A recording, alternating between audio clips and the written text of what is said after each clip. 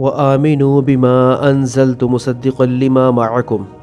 اور اس کتاب پر ایمان لاؤ یعنی کہ قرآن پاک جو میں نے تمہاری کتابوں کی تصدیق میں نازل فرمائی ہے۔ وَلَا تَكُونُوا أَوَّلَ كَافِرٍ بِهِ،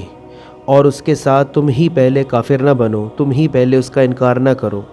وَلَا تَشْتَرُوا بِآيَاتِي ثَمَنًا قَلِيلًا،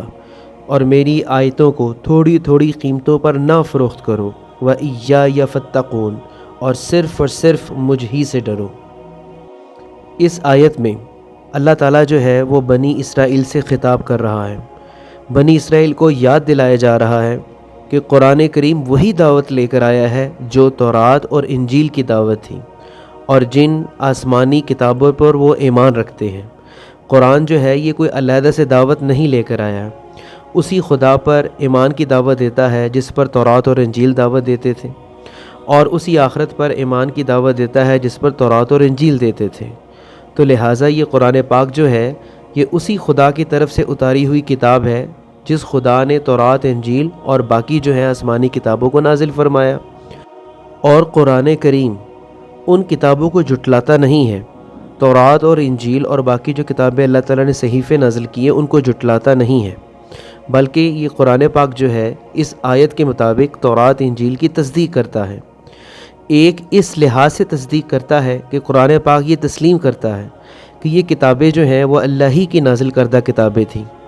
ہاں یہ بات ایک علیحدہ ہے کہ تورات اور انجیل میں بہت سالہ رد و بدل جو ہے وہ ہو چکا ہوا ہے،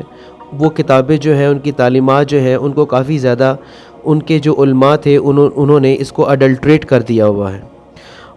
اور دوسرا، قرآن اس حیثیت سے ان کتابوں کی تصدیق کرتا ہے کہ ان کتابوں میں آخری نبی کی تشریف آوری کی جو پیشن گوئیاں کی گئی تھیں قرآن کریم انہیں سچا کر دکھایا ہے۔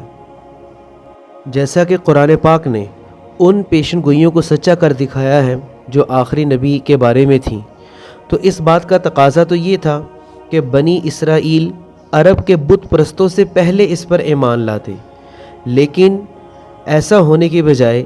جس تیز رفتاری سے جو بت پرست تھے وہ اسلام میں داخل ہو رہے تھے، اس رفتار سے یہودی جو ہیں وہ ایمان نہیں لا رہے تھے،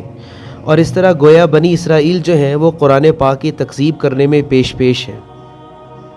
اسی لیے تو اللہ تعالیٰ نے اس آیت میں کہا ہے وَلَا تَكُونُوا أَوَّلَ كَافِرٍ بِهِ، اور تم قرآن پاک کا پہلے انکار کرنے والوں میں سے نہ ہو جانا۔ لیکن انہوں نے ایسا ہی کیا۔ پہلے وہ دعویٰ کرتے تھے کہ آخری نبی آنے والے ہیں، جب آپ صلی اللہ علیہ وآلہ وسلم آ گئے تو پھر انہی یہودیوں نے سب سے پہلے انکار کیا اور آپ صلی اللہ علیہ وسلم کی نبوت پر ایمان نہیں لے کر آئے، بلکہ اس کے برعکس جو عرب کے بت پرست تھے وہ غول در غول جو تھے وہ اسلام میں داخل ہونا شروع ہو گئے۔ اور جو اللہ تعالیٰ نے اس آیت کے اینڈ پہ کہا ہے وَلَا تَشْتَرُوا بِآيَاتِي ثَمَنًا قَلِيلًا، اور میری آیات کو تھوڑی تھوڑی قیمتوں کے بدلے نہ بیچو، یہ جو تھوڑی سی قیمت ہے اس سے مراد وہ دنیا کے فائدے ہیں جن کی خاطر یہ لوگ اللہ کے احکام اور اس کی ہدایات کو رد کر رہے تھے۔ حق فروشی کے معاوضے میں خواہ انسان دنیا بھر کی دولت لے لے، بہرحال وہ تھوڑی قیمت ہی ہے، کیونکہ حق یقیناً اس سے گراں تر چیز ہے، حق جو ہے اس سے بہت زیادہ قیمتی چیز ہے۔ اور یہ وہ لوگ تھے جو آپس میں جھوٹ اور سچ کو گٹ مٹ کر دیتے تھے،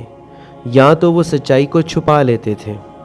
جیسا کہ قرآن پاک میں ایک اور جگہ بھی اللہ تعالیٰ نے کہا ہے تلبس الحق بالباطل، کہ وہ سچائی کو جھوٹ کے ساتھ گٹ مٹ کر دیتے تھے، وتکتم الحق، اور وہ سچائی کو چھپا لیتے تھے، وانتم تعلمون، حتیٰ کہ وہ ان تمام چیزوں کو جانتے تھے۔ یعنی کہ تمام چیزیں جو ہیں جیسا کہ آپ صلی اللہ علیہ وآلہ وسلم کے بارے میں جو پیشن گوئیاں تھیں وہ تورات اور انجیل میں موجود تھیں، لیکن یہ اس حق کو چھپا لیا کرتے تھے جس کی طرف اللہ نے اس آیت میں اشارہ کیا ہے۔ اور مزید اللہ تعالیٰ نے کیا کہا ہے وَإِيَّايَ فَاتَّقُونِ، اور صرف مجھ ہی سے ڈرو۔ یعنی کہ یہود جو تھے وہ ہر لحاظ سے اللہ تعالیٰ کا خوف اپنے دل سے نکال چکے ہوئے تھے، اور کسی بھی صورت وہ اللہ تعالیٰ کا خوف اپنے دل میں اس کو بسانے کے لیے تیار نہیں تھے۔